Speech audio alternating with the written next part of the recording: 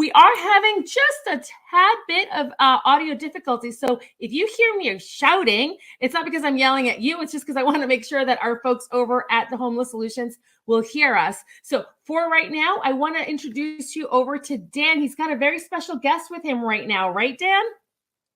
I do, Lorena. I've got my friend Daryl Boone, who I've known for 10 years here. And among the many people who have come through our programs and housing, Daryl's story has always stood out to us. We stay connected in different ways. And before I give too much of it away, I'm going to introduce you to Daryl. Again, we met Daryl 10 years ago. 10 years, correct. And when you came to us, you were along in your journey. Can you talk to us about the beginning? You had things were going well in your life, and then they weren't going well, and that's important for people to understand that things can be going well, and then not. Well, I'll be as succinct as possible. To make a long story very short, I was a college graduate. Okay, I also went to law school and acquired my law degree. Suffice it to say, I became addicted to cocaine, and that was the downfall of my journey at that point. So I migrated from Princeton, because that was my home, and I went to a program at the Market Street Mission. Upon graduation from there, I took up residence and got a job. About 8 years later, I became aware of Homeless Solutions and the opportunity they offered people in my position to get an apartment. I got an apartment in 2013. In 2021, I purchased my own house in Randolph. And, with the assistance of Homeless Solution and with the help of God, I was able to save my money. I was able to prioritize the way things should have been. But as I say, due to my addiction, things didn't always work out so well. But I thank Mr. McGuire and the program for giving me that opportunity. And hopefully, someone else can also profit from what I did. Thanks, Daryl. And that was pretty succinct. You went into the before, during, and after all in one. I tried to. But one of the things that I always appreciated about you when you came into our brand new apartments on Martin Luther King in Morristown is you kind of got it right away. You were sort of the mayor of the apartment building, if you were a fabulous tenant. And what would you say about how an affordable apartment that worked at your salary, how did that work for you in the years that you were with us? It worked very well because my example was that the apartment that I had, as beautiful as it was, I equated it to having an apartment in Manhattan.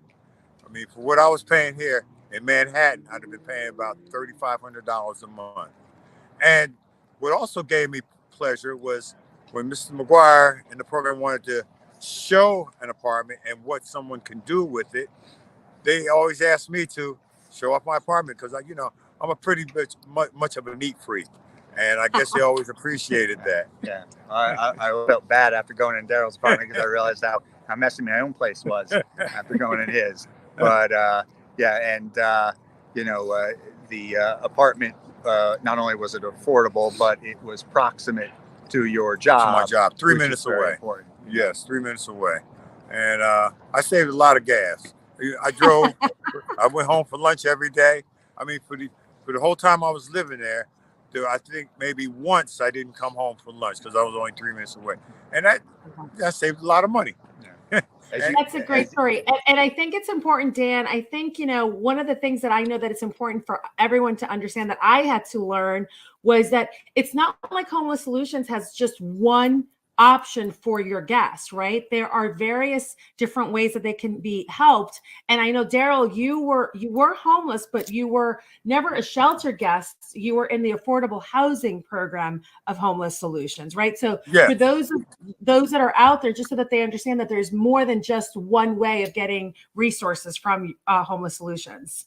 Absolutely, Lorena. That's a great point. Our affordable housing, which we have over 100 units, of housing, it's a great option either for people who are emerging from homelessness to have an affordable place to go, or in many cases, it's a great way to prevent homelessness because somebody might be falling through the cracks of the high price of living in Morris County. So it works that way, both ways. Well, the greatest thing is it also allows you to reestablish your self-esteem, and it allows you to sit back and see what you can do for yourself and perhaps do for others, because as a result of my success, other people have come to me and asked me how did I do it, and I would point them in the direction. Now, I don't know what outcome it became with them, but I know what it did for me. Thanks, Daryl. This is fantastic. Thank you so much, Daryl, for sharing your story. This is so enlightening. And, you know, there's so many people out there that are sometimes embarrassed to ask for help, and you opening up about your story makes it so that, you know, they hear the success, and I wish you the best of luck.